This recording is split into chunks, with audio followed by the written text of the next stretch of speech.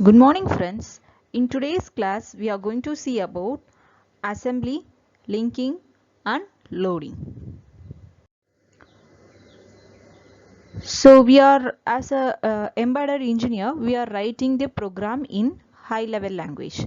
That high level language will be converted to executable form through the process of compilation. So what are all the steps involved during the process of compilation? So the first high level language, the program code is given to the compiler. So the compiler convert your high level language to the machine code, that is the assembly code. So then it has been given to the assembler. So what assembler will do? Assembler will convert your assembly language to the object code. So that is in the binary form. That object code is given to the linker. So linker will convert your object file to the executable file.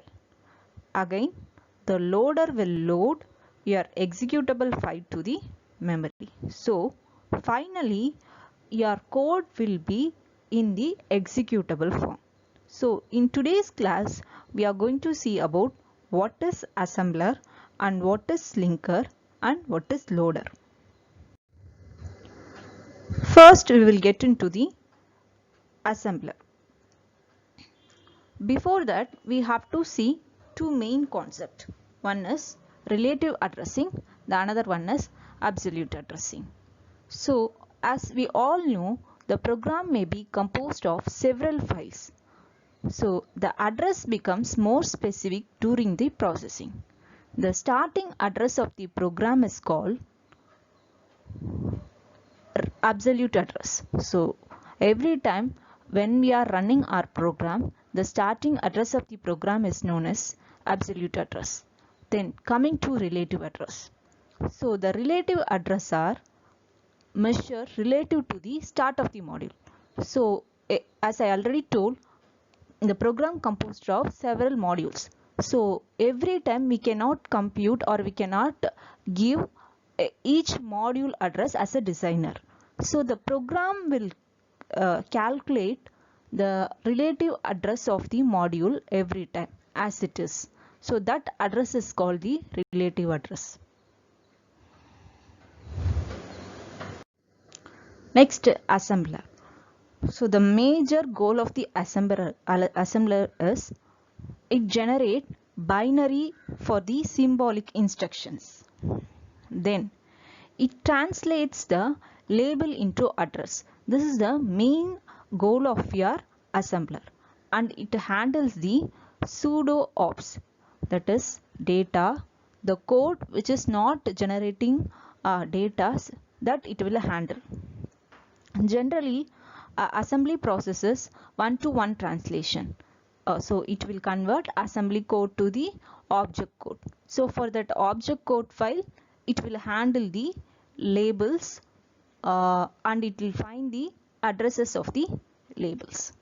So here this org represents the starting address of the program. So here ADR R4, C, that is address register. So we are forcing the C value into R4, that has been stored in the label 1. Here already I told the main objective of the assembler is in order to find out the address of the labels. So how it will find the address of the label? So this is actually assembly code. Okay, so this, if we consider the starting address of the assembly code is 07 hex in with the value of hexadecimal value of 7.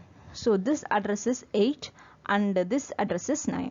So the XX value has been taken to the symbol table, and the value of XX is stored as a 0x8 in terms of hexadecimal. Then here the address of the code is 9 and here the address of the code is 10.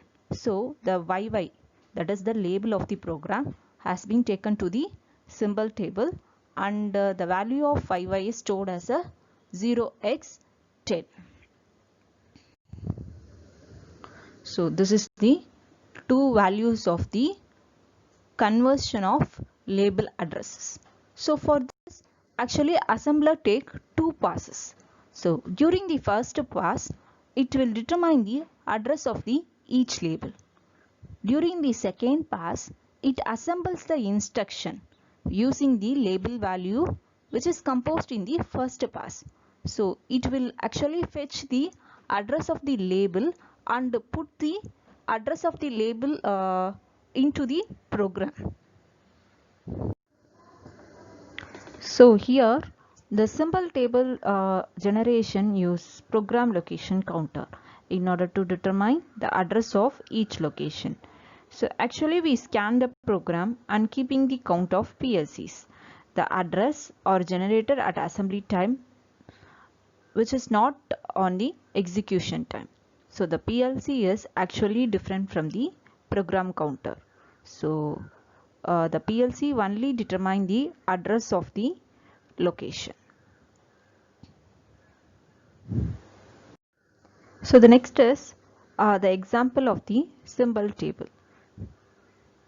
So here we are using two labels, one is XX and YY. By using PLC, we are going to find out what is the address location of your XX and YY.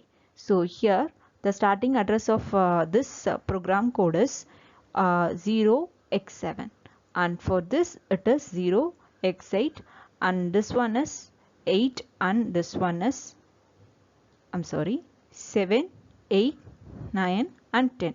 So the corresponding address of the XX label is 0x8, YY is 0x10. So this code is represented as a symbol table.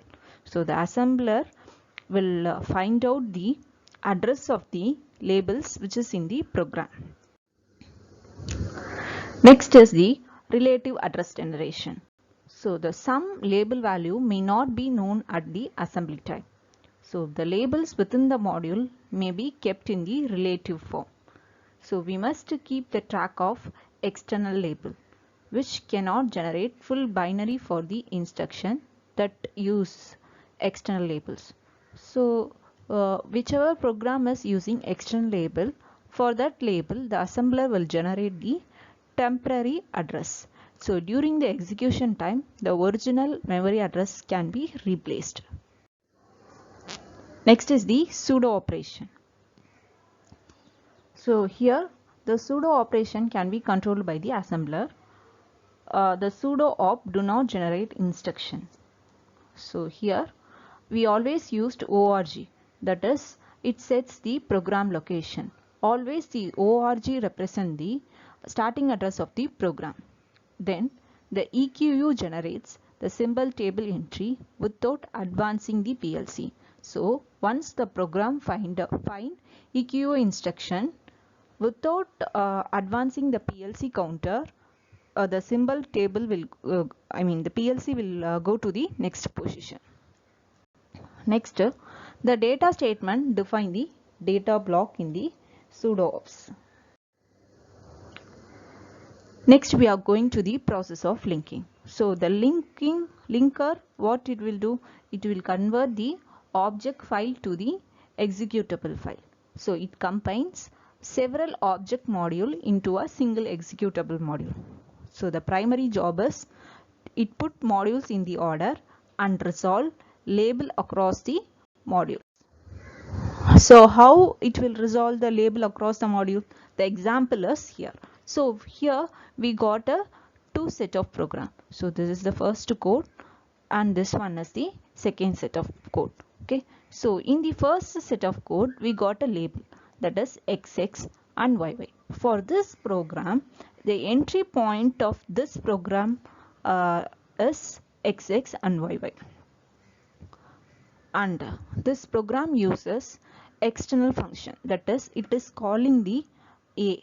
So this is the external value. So this A is represent the external reference. Similarly, in this program the entry point is A. Here the external reference is YYY because this program calls YYY here. So here the external reference is YYY. like this. So the entry point is this one and the external reference is these two. The next job of the linker is ordering the modules. So the code modules must be placed in the absolute position in the memory space. So here the load map or linker flag control the order of the modules. So the load map will identify where to place in the module in the memory space. It will find out the length of the module as well as the location of the module in the memory. Next is the dynamic linking. Some operating system link modules dynamically at the running time.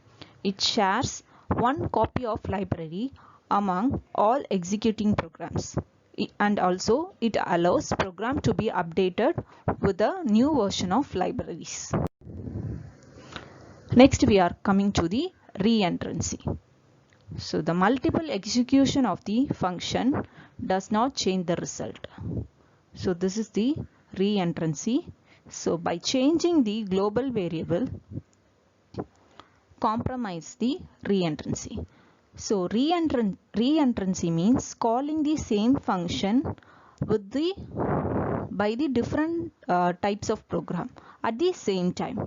So calling the same function by the different types of program at the same time. That is the reentrancy. So to avoid the reentrancy problem, we have to use that variable as a global variable so that all the function can call this FOO variable at the same time without losing the value. That is, without updating this value, it can call all the function can call this value. Thank you.